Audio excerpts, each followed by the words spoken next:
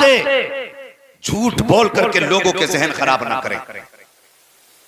अगर तेरी इनकम 5,000 है तो 5 बता, 10 है तो 10 बता।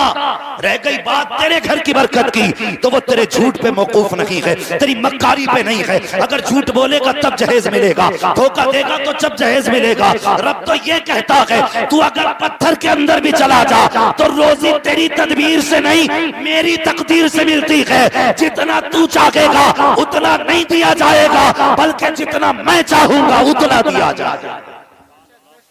तो क्यों धोखे दे रहे? जिंदाबाद। आज बेटी वालों से मेरी गुजारिश है, लड़कों से अगर कहो ना दाढ़ी रख लो तो पता क्या कहते हैं?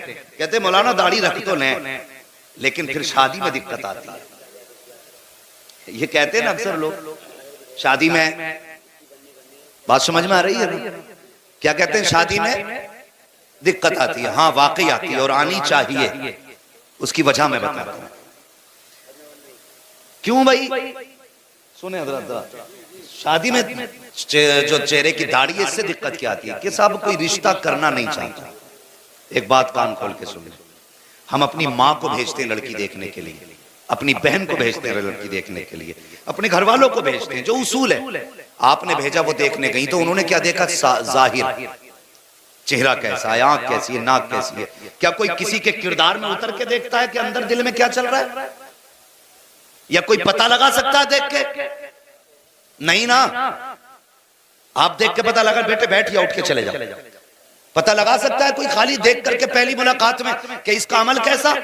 कोई नहीं पता लगा सकता। तो सुनो, अब मेरी बात कान खोल के सुनना। जाहिर तो माँ ने देखा, चेहरा बहन ने देखा, आंखों का रंग रोगन माँ बहनों ने देखा, लेकिन चेहरे पे दाढ़ी सजा। अगर तेरे चेहरे पे दाढ़ी होगी तो तेरे घर में आने से वही इनकार करेगी जो बद अखलाक होगी, बद किरदार होगी, जो बद अमल होगी। अगर चेहरे पे दाढ़ी होगी तो तेरे घर में सिर्फ वही आएगी जो कनीज़े फातिमा होगी, मुस्तफा से प्यार करने वाली होगी। हाँ, दाढ़ी रखने के बाद शादी में दिक्कत आती है, इसलिए नहीं कि लड़कियां पसंद नहीं करती, बल्कि इसलिए आती है कि अगर चेहरे पे दाढ़ी होगी तो तेरे घर के अंदर नाचने वाली नहीं आएगी, घर तेरा होगा, पढ़ने वाली कुरान आ जाएगी।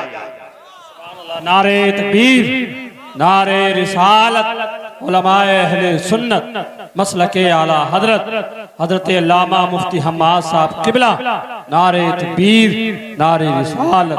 अगर चाहते हो बीवी अच्छी मिले तो दाढ़ी रख लो चेहरों पे, दावे के साथ कहता हूं, दावे के साथ। फिर खुदा की कसम अगर बीवी पार से आती है तो घर में नचनिए और ये भाड़ करने वाले पैदा नहीं होते। गोद तेरी बीवी की होती है, आने वाला गुलाम गोश होता है। ये याद रखना। आज जो कहते ना मौलाना आज कोई तावीज दे दो, लल्ला जूता लेके खड़ा था मुंह पे, मैं कहता हूं तावीज ना ले, मुड़ के जिंदगी देख तूने कहां गुजारी है, उसकी परवरिश कैसे की गई, तेरी बीवी ने उसे पाला कैसे था। आज कितने बच्चे जब रोते हैं ना तो माए मोबाइल बजा के हाथ में दे देती है, मोबाइल बजा के। क्यों दे दिया? बच्चा है अभी, क्या होता है? हम मुसलमान इतनी पीछे रह गए, इतने पीछे रह गए कि हमारी सोच ये है कि बच्चा जब तक 14 साल का ना हो वो नासमझ रहता है। इतनी घटिया सोच हमारी। लेकिन सुने, जिस दिन बच्चा मां के शिकम में आ जाता है उसी दिन से बच्चे की परवरिश शुरू हो जाती है। ये तो सोच नहीं मत, जब ये 14 साल का होगा तब अकल आएगी। बच्चे ने बाप के मुंह पे थप्पड़ मारा, मां ने देख के कहा कोई बात नहीं, जब बड़ा होगा तो समझ जाएगा।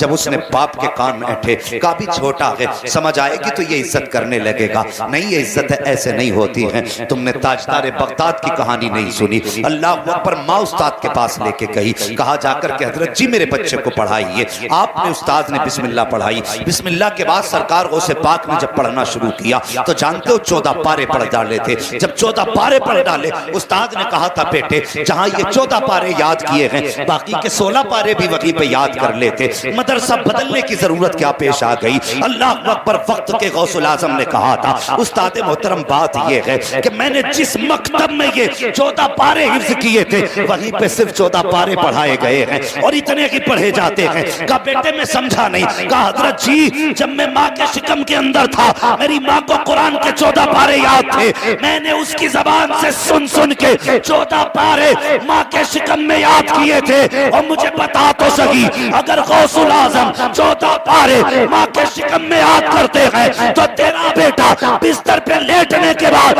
गाने सुन करके नाचने वाला क्यों नहीं बन सकता?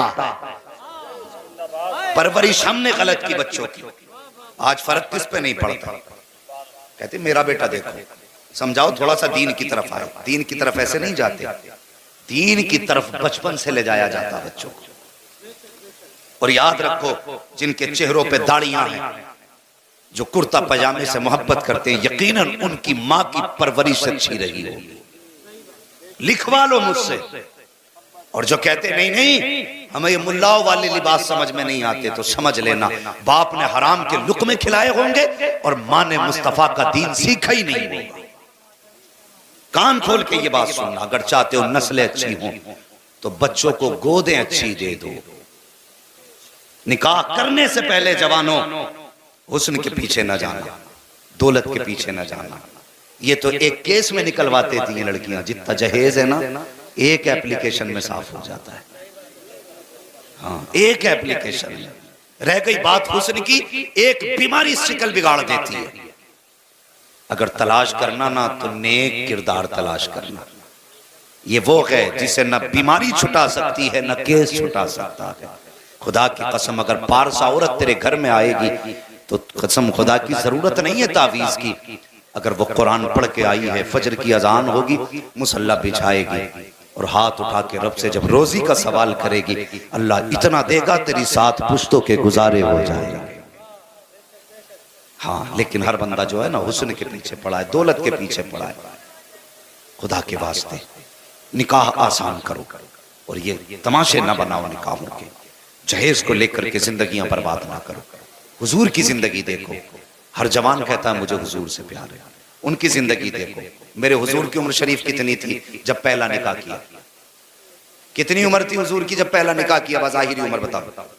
हाफिज जी तुम नहीं बोलोगे भाई, बाकी बोले जो जवान स्कूल में पढ़ते हैं, जिन्हें नाज है कि मुझे मैथ में मेरे इतने % नंबर आए, इंग्लिश में इतने आए, वो बताएं हुजूर की कितनी साल उम्र थी? अल्लाह सलामत रखे जवानों। कभी तो मौलवियों के पास चले जाया करो, कभी तो पढ़े लिखों से दुआ सलाम कर लिया करो। हुजूर ने पहला निकाह किया था तो 25 साल उम्र मेरे हुजूर की थी। कितनी बोले कितनी? मेहमान लोग तो ये सोच रहे हैं हम तो खाना खाने आए थे, जलसा सुनने तो आए नहीं थे। अब जब बिस्तर न दिए, कुर्सी बिछा दी तो मजबूरी है बैठना। कितनी उम्र थी? बोलो भाई, पीछे वाले तुम बोलो कितनी? अल्लाह सलामत रखे और जोर से कितनी? 25 साल उम्र थी। और जिससे निकाह किया मेरे हुजूर ने हजरत खदीजतुल कुबरा की उम्र शरीफ थी 40 साल। आज सोशल मीडिया में आग लगी है ना कि बताओ ये इतनी पारसा कहते अपने नबी को, उन्होंने कितनी कम उम्र की बच्ची से निकाह किया। और कुत्तो कभी देखो, मेरे हुजूर ने पहला निकाह 40 साल की बेवा से किया था। 40 साल की बेवा से। जो तुम कहते हो अगर तुम्हारा ख्याल दुरुस्त होता तो 25 साल में मेरे हुजूर 11 साल की लड़की से निकाह करते। और अगली बात बताऊं, 40 साल की बेवा से निकाह किया और 25 साल साथ गुजारे, दूसरा निकाह नहीं किया आपने। 25 साल तक दूसरा निकाह नहीं किया। जितने दिन तक खदीजतुल कुबरा जिंदा रही, मेरे हुजूर ने दूसरा निकाह, बोले दूसरा निकाह नहीं किया। और निकाह की भी हालत देखिए, अल्लाह अकबर। उस वक्त मेरे हुजूर की जवानी का, इसे ठीक करो यार, एक तो माइक बहुत अच्छा और वो भी टू टू पू पू हो रही है। दुरूद शरीफ पढ़िए सल्लल्लाहु तआला अलैहि वसल्लम, सलातुन व सलामुन अलैका या रसूलल्लाह सल्लल्लाहु तआला अलैहि वसल्लम। मेरे हुजूर की उम्र शरीफ कितनी थी? सारे बोले फिर से, याद है ना सबक? कितनी? अल्लाह सलामत रखे बेटे, कितनी थी? हाँ, अल्लाह तेरे माँ बाप को सलामत रखे, तेरी नस्लों में बरकतें करे। हाँ, 25 साल उम्र शरीफ थी। तो उस वक्त में हजरत खदीजतुल कुबरा, जिनको मलिका अरब कहा जाता था, इतनी अमीर थी, इतनी अमीर थी कि उनको मलिका अरब कहा जाता था। कई बार की बेवा थी। आखिरकार जो भी निकाह करने का ख्वाहिश करता था वो आपकी दौलत की वजह से करता था। उन्होंने अहद कर लिया मुझे निकाह करना ही नहीं है। इधर मेरे हुजूर की उम्र शरीफ 25 साल हुई। अमीर इतनी थी कि बेशुमार अमीर, सबसे बड़ी ताजिरा थी मक्का की। तो आपका जो सामान लोग लेके जाते थे उसमें चोरी कर लेते थे। तिजारत इतना बड़ा अमल है, फरमाया गया जब तक ये उम्मत तिजारत करेगी कभी दब नहीं सकती है। और जब से हमने तिजारत छोड़ी है तब से हम जलील हो रहे हैं। वो नौकरियों के चक्कर में पड़ गए ना, नौकरियों के, इन नौकरियों ने कुत्ता बना दिया आदमी। बिजनेस करो, अल्लाह तुम्हारे घर में बरकत अता फरमाएगा। और रह गई बिजनेस की भी बात, अल्लाह माफ करे, तिजारत कर रहे हैं तो कसम खा के कहता है ये भैंस पूरी में 61,000 की लाया हूं, हजरत तुम्हारे लिए समझ लो 60 की, 1,000 का घाटा मैं नहीं ले लिया। ये झूठ और कसमें खा खा के, और भाई तेरा माल है तेरी मर्जी, 61 की ला के 1 लाख की बेच तेरी मर्जी, लेकिन झूठ बोल के हराम ना कर, झूठ बोल के हराम ना कर। अल्लाह ने तिजारत में बरकत रखी है। 5 की ला के 55 की बेच तेरी मर्जी, तो हमने तिजारतें अपनी हराम कर डाली झूठ बोल बोल करके। हजरत खदीजतुल कुबरा अपना सामान भेजती थी, जब लोग लेके जाते ना तो उसमें घाटा दिखाते थे और चुरा लिया करते थे। एक दिन अपनी सहेली से कहने लगी कि कोई ऐसा बंदा मिल जाता जो ऐसा ईमानदार होता जो मेरे सामान को हिफाजत से पहुंचा देता। तो उस सहेली ने कहा खदीजा एक मशवरा दूं? कहा कौन सा? का मक्के में एक नाम है लफ्ज मोहम्मद, बोलो सल्लल्लाहु अलैहि वसल्लम, का यतीम है लेकिन उनकी दयानत के चर्चे हैं। अपने तो अपने गैर भी अमीन कहते हैं, क्यों ना हो तो उनको अपना माल तिजारत दे दे और उनको अपने तिजारत का माल दे करके उनसे अपना तिजारत का काम करा। तो कहा यह काम होगा कैसे? कहा मैं उनके चचा को बुलाती, उनके चचा अगर चाहेंगे तो वो ये काम कर देंगे। तो चचा आए अबू तालिब। हजरत खदीजतुल कुबरा ने अबू तालिब से बात कही कि मैं चाहती हूं कि तुम्हारे भतीजे मेरे माल को मुल्क शाम लेकर के जाए और मेरे माल की तिजारत वो करें। तो चचा का जवाब जानते हो? चचा कहने लगे मेरा भतीजा बड़ा खुददार है, लालच में कोई काम नहीं करेगा। का फिर का एक तरीका है, जब मैं कहूंगा कि एक बेवा है जिसका कोई वारिस नहीं, उसके माल की हिफाजत करनी है, अलबत्ता तरस खा के वो तुम्हारे माल की हिफाजत जरूर कर डालेगा। क्या कहा कि लालची नहीं, और लालच का नाम सुनोगे तो होगा ही नहीं। कब मैं बताऊंगा कि बेवा है उसका कोई आसरा नहीं, लोग माल चुरा लेते हैं। कहा ठीक है जैसे तुम्हारी मर्जी। अबू तालिब आया, हुजूर से बात की। मेरे हुजूर ने फरमाया मैं खुद बात करना चाहता हूं। अब हुजूर की शान सुनो और जवानों हुजूर से प्यार करो। गाने सुनना भूल जाओगे कसम से जिस दिन हुजूर को समझ गए। हाँ लीडे तो होंगी कानों में, लेकिन गाने नहीं होंगे, मुस्तफा की नात के तराने गूंजा करेंगे। अकेले लेटा करोगे, तकरीरें सुना करोगे। अल्लाह अकबर। हुजूर ने कहा चचा मैं खुद मिलना चाहता हूँ। जनाब अबू तालिब ने खदीजा से कहा मेरा भतीजा कल मिलने आएगा। अल्लाह अकबर। लेकिन याद रखना वो पर्दे की हालत में मिलेगा, बेपर्दा सामने मत आ जाना। उस वक्त खदीजतुल कुबरा के अपने तकवे का आलम यह था, जिस दौर में लोग नंगे होकर काबे में तवाफ करते थे, कपड़े उतार कर मर्द औरत तवाफ किया करते थे, उस दौर में खदीजतुल कुबरा की पारसाई का आलम ये था, किसी ने खदीजतुल कुबरा का चेहरा नहीं देखा था। ये खदीजतुल कुबरा की पारसाई थी, किसी ने नंगे सर खदीजतुल कुबरा को नहीं देखा था। ये उनके घर की पाकीज़गी थी। कब मेरा भतीजा आएगा? अल्लाह अकबर। खदीजतुल कुबरा कहती हैं कि मैंने कहा ठीक है भेज दीजिए। हुजूर तशरीफ लाए, मेरे दरवाजे पे पर्दा पड़ा हुआ था। जैसी पर्दे के पीछे हुजूर आए हैं, वो कहती मेरा रुख दीवार की तरफ था, और कहती कि जैसी दरवाजे पे हुजूर आए हैं मैंने क्या देखा, हुजूर के चेहरे की रोशनी पर्दा पार करके मेरे मकान के दीवार पे पड़ने लग जाती है। मैं सोचने लगी या अल्लाह सूरज भी इस तरफ से निकल रहा है, रोशनी इधर से आ रही है, फिर ये रोशनी किस चीज की है, ये चांदनी किधर से फूटी है। कहती मैंने मुड़ के देखा तो क्या देखती हूँ, कोई नूर वाला चेहरा था जो पर्दे के उस पार था, रोशनी मेरे घर को मुनव्वर करती जा रही है। ये मेरे हुजूर का हुस्न था। फरमाती पर्दे के अंदर से बात हुई, हुजूर ने कहा ठीक है मैं आपका माल ले जाने के लिए तैयार हूं। वक्त हो गया, सारी चीजें मुकर्रर हो गई। थके तो नहीं हो भाई अभी? कम से कम सर ही हिला दो, आप पढ़े लिखे नहीं है तो थके तो नहीं है? अल्लाह सलामत रखे। जिन्होंने हाथ उठाए वो समझ गए अब सवाल इल्म का आ गया, अब काबिलियत को चैलेंज है। खैर कोई बात नहीं, जब बात बोलने कही जाए करे तो बोल दिया करे। थके तो नहीं अभी? अल्लाह सलामत रखे। सुन बेटे, तुम्हारी नस्लें आबाद हों और जवानियां आए और सेहरे पहनो, बाप की आंखें भी ठंडी हो, माँ की आंखें भी ठंडी हो। ये छोटी नेमत नहीं, बहुत बड़ी नेमत है। वरना हमने तो लोगों के शादी से 2 दिन पहले भी जनाजे उठते देखे। नसीब वाले हैं जिनके जनाजे माँ बाप की आंखों को ठंडा करते। मेरी दुआ है अल्लाह हर जवान को जवानी अता करे और उम्र इतनी दे के वो सेहरे भी पहने, माँ बाप की आंखें भी ठंडी हो। सुने, बात मुकर्रर हो गई तो हजरत खदीजतुल कुबरा ने अपने खादिम को बुलाया और बुला के कहने लगी, मैसरा एक काम कर, इस बार मेरे माल को लेकर के मोहम्मद जाने वाले हैं। अब तक तो माल का मालिक बन के जाता था, इस बार माल का मालिक बन के नहीं जाएगा, तू मोहम्मद का नौकर बन के जाएगा। और फरमाया, सुन, अब तक मेरी सवारी पे तू बैठ के जाता था, लेकिन आज मेरी सवारी उनके हवाले कर देना और तुझे नौकर वाली सवारी पे बैठ के जाना है। तो फिर वो कहने लगे, मुझे काम क्या है? फरमाने लगी, तिजारत के काम पे नजर नहीं रखनी है, तुझे मोहम्मद की एक अदा पे नजर रखनी है और उनके अंदर ऐब तलाश करके लाने। ऐब सुने, उनके बदन में बुराइयां देखना कितनी है, उनके किरदार को देखना, उनके कैरेक्टर को देखना।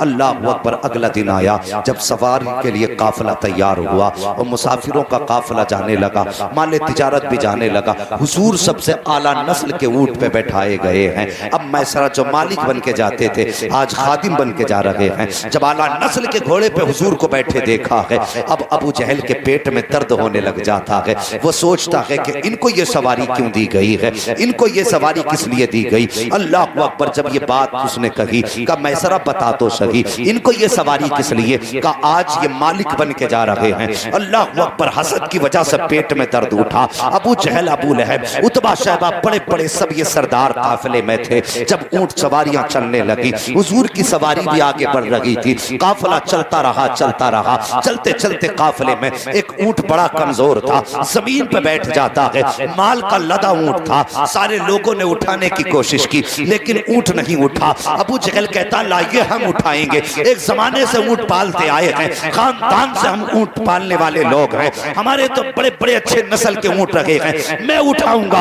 वो भी आया, ऊंट नहीं उठा। अब गुलाम मैसरा कहता है कि अगर इजाजत हो तो मैं उसे बुला लाऊं जिसके इशारे से ऊंट उठ जाएगा। का किसकी बात करता है? का बस इजाजत तो दो। वो दौड़ करके गया, मेरे हुजूर से जाके कहने लगा, जनाब चलिए तो सही। एक ऊंट बैठ गया है, उठने का नाम नहीं लेता है। जब मेरे हुजूर चल करके आए हैं, अबू जहल ने कहा लगाया कि ये जवान क्या उठाएगा, इसका तजर्बा ही क्या है, ये क्या जानवरों के बारे में जाने। लेकिन उसे पता नहीं था आज कौन उठाने के लिए आ गया है। अल्लाह अकबर। मेरे मुस्तफा आए हैं, सबकी आंखें देख रही थी। मेरे नबी ने आने के बाद आवाज नहीं दी थी, एड़ी नहीं मारी थी, लकड़ी से नहीं मारा था। मुस्तफा ने आने के बाद ऊंट के सर पे हाथ रखा था, इधर हाथ का लगना था, ऊंट उठ के खड़ा हो जाता है। और जब रफ्तार उसने ली है, इतनी तेजी से चल रहा था कि सारी सवारियां पीछे थी, बीमार ऊंट आगे जा रहा था। तभी तो बरेली से आवाज आती है, जिनके तलवों का धोबन है, आबे हयात है वो जाने मसीहा हमारा नाम। नारे तकबीर, नारे रिसालत, उलमाए अहले सुन्नत, मसलके आला हजरत हजरत अल्लामा मुफ्ती हम्माद साहब किबला, नारे तकबीर, नारे रिसालत। अल्लाह अकबर। ये मेरे हुजूर की शान है, ये मेरे हुजूर की अजमत है। अगर हुजूर हाथ लगा दें तो बीमारों में शिफा मिल जाती है। अगर हुजूर हाथ लगा दें, खुदा की कसम कमजोर ताकतवर हो जाते। वो बता, नबी का हाथ लग जाए तो जानवर ताकतवर हो जाता है, नबी की दुआ लग जाए तो उम्मती ताकतवर नहीं हो सकता। मगर सच ये है, अंदर से खोखले हैं, अंदर से। नौजवानों, ये तुम्हारी उम्र है मोबाइल चलाने की नहीं, पढ़ने की उम्र है। मेरी बात याद रखना। अगर आज मोबाइल चलाओगे तो कल कटोरे हाथ में लेके भीख मांगोगे। ये मैं जिम्मेदारी के साथ कह के जा रहा हूं, क्योंकि आने वाला दौर वो भी नहीं है तुम मजदूरियां कर लो। अब तो गन्ना लगाने की मशीन, आलू लगाने की मशीन, धान लगाने की